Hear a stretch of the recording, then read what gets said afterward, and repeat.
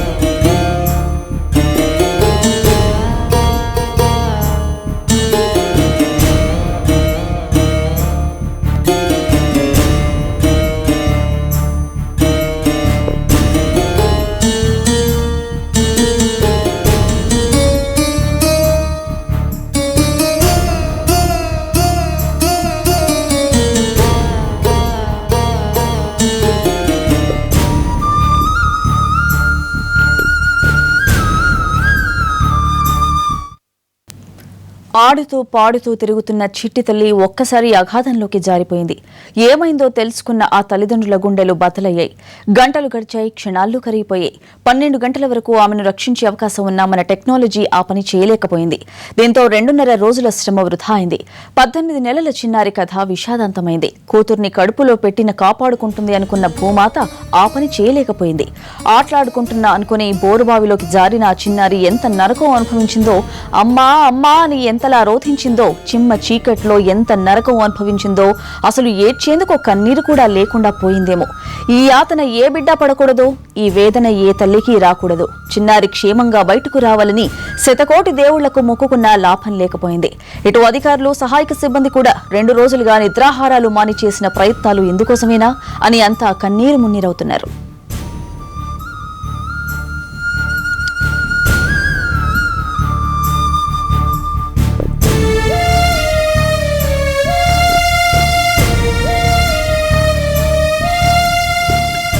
ఒకటా రెండా ఎంతో మంది చిన్నారులను బోరుబావిలు మింగేస్తున్నాయి. పదుల కొద్దీ ప్రాణాలు బలైపోతున్నాయి. అయినా ఎంతకాలం, ఇంకెంతకాలం ఈ నిర్లక్ష్యం? నోరు తెరుస్తున్న భావులకు అభంశుభం తెలియని చిన్నారులు బలి అవ్వాల్సిందేనా? అమ్మ ఒడిలో ఆటలాడుకుని అల్లారుముద్దుగా పెరగాల్సిన పసి మొగ్గలు ప్రాణాలను ఎందుకు పణంగా పెడుతున్నారు? ప్రాణానికి ప్రాణంగా పెంచుకున్న పిల్లలను బోరుబావులు ఎందుకు మింగేస్తున్నాయి? ఇలాంటి ఘటనలు తరచూ జరుగుతున్నా అదే నిర్లక్ష్యం, అదే అలసత్వం, అదే మొద్దు నిద్ర. బోర్లు వేయించిన వారు నీరు పడినప్పుడు దాన్ని మూసివేయాలన్న కనీస బాధ్యతను ఎందుకు మరచిపోతున్నారు? ఇటు అధికారులు మొద్దు నిద్ర వీడటం లేదు. ఏదో ఒక చోట పసివాళ్లు బోరుబావిలో పడ్డప్పుడు కాసేపు హడావుడి చేస్తారు. బాధ్యులపై క్రిమినల్ చర్యలు తీసుకుంటామని స్టేట్మెంట్లు ఇస్తారు. ఆ తర్వాత అంతా శర మామూలే. మళ్లీ మరో పాపను బోరుబావి మింగేసే వరకు ఎవరికి ఏమీ పట్టదు.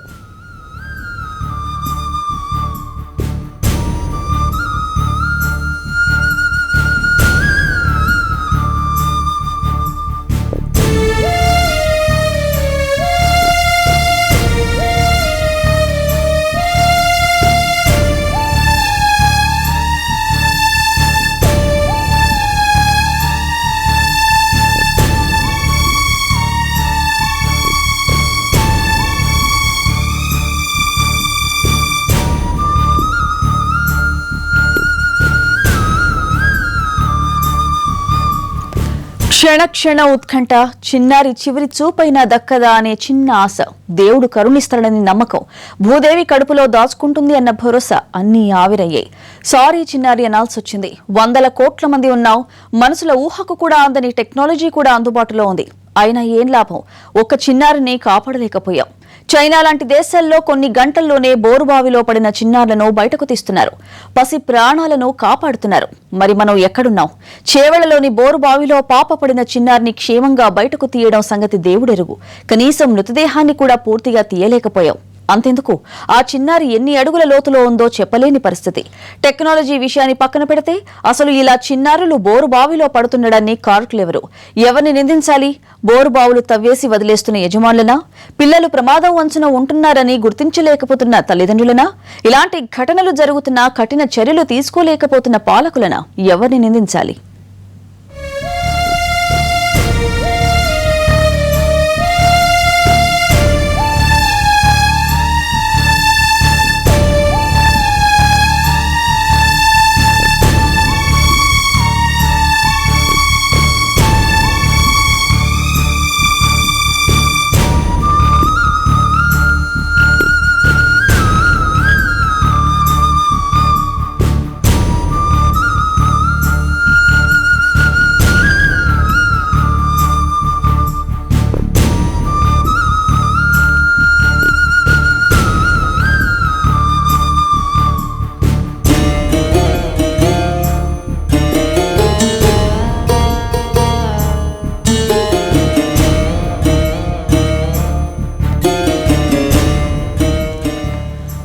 రంగారెడ్డి జిల్లా చేవెళ్ల మండలం చెన్వల్లిలో బోరుబావిలో పడిన చిన్నారి మృతి పెను విషాదం నింపింది.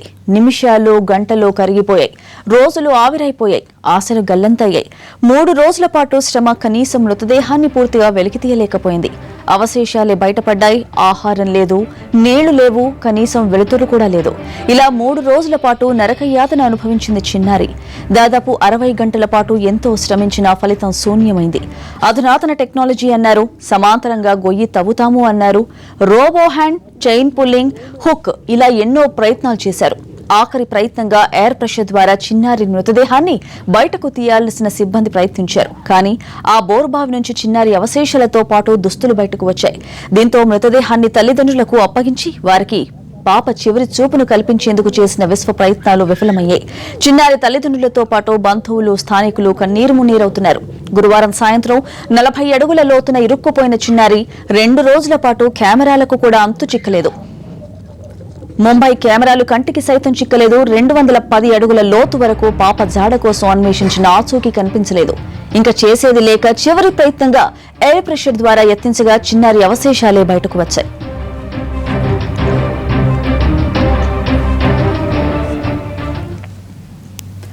మూడు రోజులుగా బోరుబావిలో పడిన చిన్నారిని రక్షించేందుకు ప్రభుత్వం చేసిన ప్రయత్నాలు విఫలమయ్యాయి.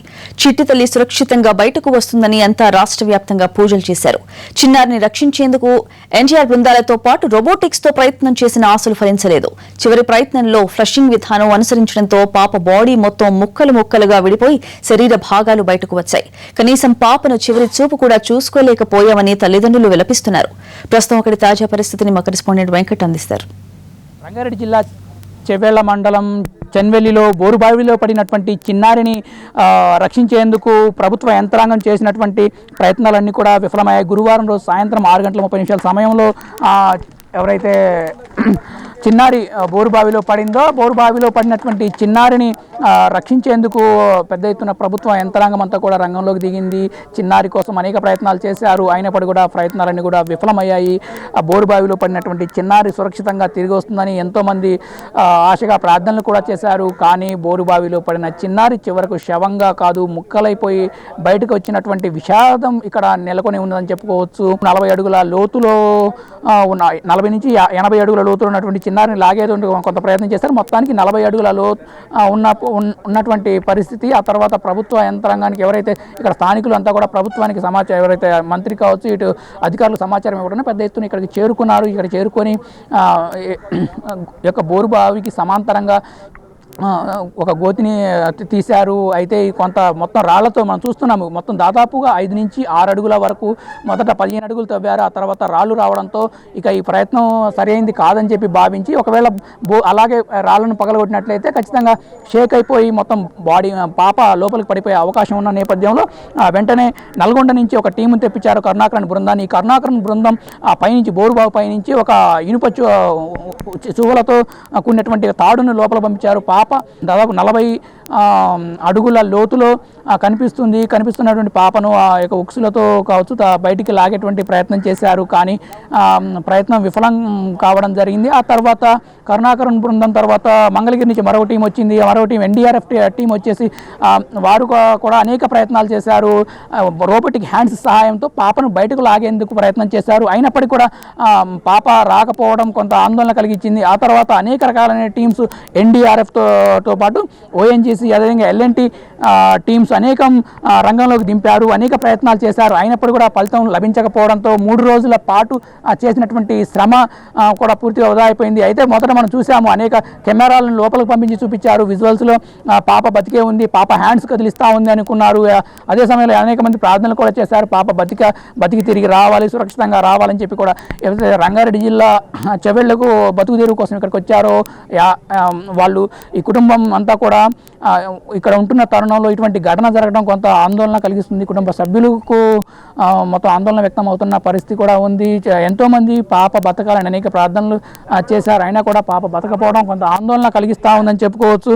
అయితే ప్రభుత్వ యంత్రాంగం వైఫల్యమా, లేదంటే సరైన బోరుబావులు మూయకపోవడమా, మొత్తం మీద ఇటువంటి ఘటనలు అనేకం జరుగుతూ ఉన్నా కూడా ఇటువంటి వాటిపైన చర్యలు మాత్రం తీసుకుంటున్నా కూడా మార్పు మాత్రం రావట్లేదు. అనేక సార్లు ఇటువంటి ఘటనలు జరుగుతూనే ఉన్నాయి. అయితే బోరుబావులకు సంబంధించి ఖచ్చితంగా కొంత జాగ్రత్తలు తీసుకోవాల్సిన అవసరం కూడా ఉంది. ముఖ్యంగా ఇక రంగారెడ్డి జిల్లా చెవ్వెలలో చిన్నారి ఆడుకుంటూ బోరుబావిలో పడినటువంటి ఘటనకు సంబంధించి పెద్ద ఎత్తున ఇటు అధికారులు కావచ్చు, డాక్టర్లు కావచ్చు ఇక్కడికి వచ్చారు. పాపను సురక్షితంగా తీసేందుకు అనేక ప్రయత్నాలు కూడా చేశారు. దాదాపుగా 60 గంటల పాటు చేసినటువంటి ప్రయత్నాలలో పాప బోరుబావిలో నుంచి తీయడానికి సంబంధించి పూర్తిగా విఫలమయ్యారు. చివరకు పాపను సురక్షితంగా బయటికి తీయకపోగా శవాన్ని కూడా అప్పగించినటువంటి పరిస్థితి. చివరికి మొత్తం బాడీ ఫ్లాషింగ్ విధానాన్ని అనుసరించి బాడీలో ఉన్నటువంటి పార్ట్స్ అన్ని కూడా బయటకు వచ్చే విధంగా వారు అనుసరించారు. పాప ఆచూకీని మొదట్లో కనిపెట్టినప్పటికీ చివరిలో పాపను పాప ఆచూకీ లభించడం లేదు, అందువల్ల మేము ఫ్లాషింగ్ విధానం అనుసరిస్తున్నామని చెప్పి కూడా అధికారులు చెప్పారు.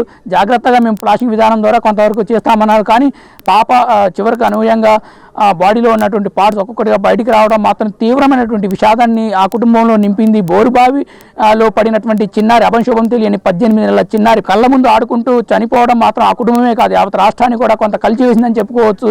ఇటువంటి ఘటనలు మరోసారి పునరావృతం కాకుండా అధికారులు మాత్రమే కాదు, ఇటు బోరుబావులకు సంబంధించిన యజమానులు కూడా కొంత జాగ్రత్త వహించాల్సిన అవసరం కూడా ఉంది. మొత్తం మీద బోరుబావిలో పడినటువంటి చిన్నారిని ఇటు శవంగా కాకుండా ముక్కలైనటువంటి పార్ట్స్ను పోస్ట్ మార్టం తరలించి ఆ తర్వాత కుటుంబ సభ్యులకు అప్పగిస్తామని చెప్పి కూడా ప్రభుత్వం ఇటు మంత్రులు చెప్తున్న పరిస్థితి ఉంది. ఖచ్చితంగా ఆ కుటుంబాన్ని అన్ని రకాలుగా ఆదుకుంటామని చెప్పి కూడా ఇటు మంత్రి కావచ్చు, అధికారులు కావచ్చు చెప్తున్న పరిస్థితి మాత్రం ఇక్కడ ఉంది. కెమెరా పర్సన్ రాజేష్తో కలిసి వెంకటరెడ్డి, ఎన్టీవీ, హైదరాబాద్.